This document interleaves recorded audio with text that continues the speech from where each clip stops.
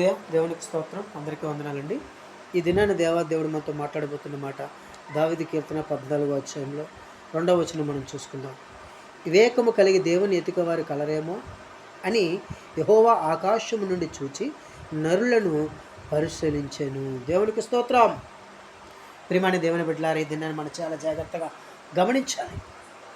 ఏమిటంటే వివేకము కలిగి దేవుని ఎతికేవారు కలరేమో అని చెప్పి సంతాపన చెందుతున్నాడు ప్రియమైన దేవుడు.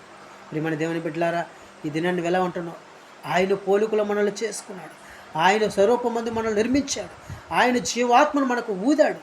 కానీ మనమేం చేస్తున్నామంటే ఆయన మీద తిరుగుబాటు చేసే బిడ్డలుగా ఉంటున్నాం. ఆయన మీద తిరుగుబాటు చేసే కుమార్తెలుగా జీవిస్తున్నాం. ఇంకా ఎంతకాలం మనం వ్యర్థమైన వాటిని వెతుకుతాం? ఇంకా ఎంతకాలం వ్యర్థమైన మార్గాల్లో నడుచుకుంటాం? ఇంకా ఎంతకాలం నీవు దేవుని విడిచి తిరుగుదువు? ఈ దినాన్ని ఆలోచించి ప్రియమైన దేవుని బిడ్డ. అందుకే అన్నాడు, యెహోవా ఆకాశము నుండి చూచి నరులను పరిశీలించెను. దేవునికి స్తోత్రం. ప్రతి ఒక్క మానవ జీవితాన్ని కూడా, ప్రతి ఒక్క మానవుడు ఒక నడవడికను కూడా, ప్రతి ఒక్క మానవుడు ఒక తలంపులు కూడా ఆయన ఏం చేస్తున్నాడంటే పరీక్షిస్తూ ఉన్నాడు. దేవునికి స్తోత్రం. పరీక్షిస్తూ ఉన్నాడు. నువ్వు ఎక్కడున్నావు, ఎలా ఉన్నావు, ఏం చేస్తున్నావు, ఏ విధంగా జీవిస్తున్నావు అని చెప్పి ఆయన ప్రతి మనిషిని కూడా పరీక్షిస్తున్నాడు. ప్రేమ దేవుని బిడ్డలారా, ఇది నన్ను ఆలోచించు. నువ్వే జీవితం జీవిస్తున్నావు? వ్యర్థంగా నడుచుకుంటున్నావా? వ్యర్థమైన వాటిని అనుసరిస్తూ నడుస్తున్నావా? ప్రియమైన దేవుని బిడ్డ, నీ ప్రయాస ఎవరి కొరకు? నీ ప్రయాస, నీ భారం ఎవరి కొరకు? దేని కొరకు? ఏమి చేరుకోవడం కొరకు? ఏమి సంపాదించడం కొరకు? దేవుని రాజ్యం నీకు దొరకాలి అంటే, దేవుని రాజ్యంలో నీవు కూడా పాలుభాగస్తుడివై ఉండాలి అంటే నీ ప్రయాస పరలోక రాజ్యం కొరకై ఉండాలి. నీ ప్రయాస ఆత్మల రక్షణ కొరకై ఉండాలి.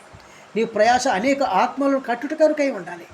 కానీ మన ప్రయాస అంతా కూడా మన కుటుంబం రక్షించబడాలి. మనమే అభివృద్ధిలోనే ఉండాలి. నా పిల్లలే స్థానంలో ఉండాలి. ఇటువంటి ప్రయాస వ్యర్థం. దేశమంతటా కూడా రక్షించబడాలి. అనేక మంది దేవుని సువార్త ప్రకటించేవారై ఉండాలి. ఇటువంటి మనసుకలను జీవించు. దేవుడు నీ పక్షాన ఉంటాడు.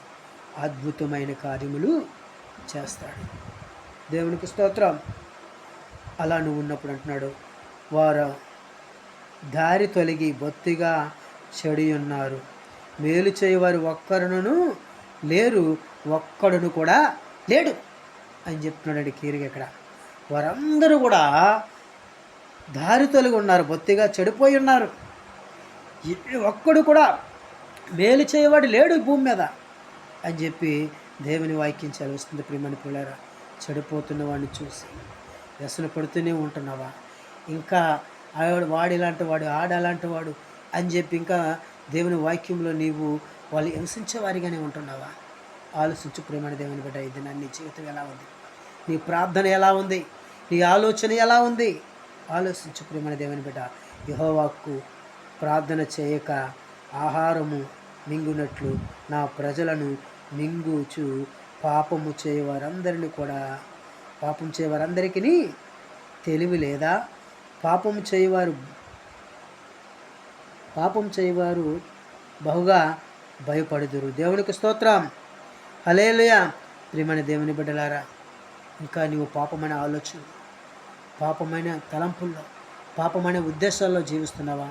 ఈ దినాన్ని నీ హృదయంలో ఆయనకు చోటువు. నీలో ఉన్న ప్రతి ఒక్క చెడు క్రియను కూడా విడిచిపెట్టడానికి ఇష్టపడు. దేవుడు కృప నీ పట్ల హెచ్చుగా ఉంటుంది. దేవుడు కొద్ది మాటలు మీ ఎనుకల్లో దీవించి ఆశీర్వదించునుగాక. ఆమేన్.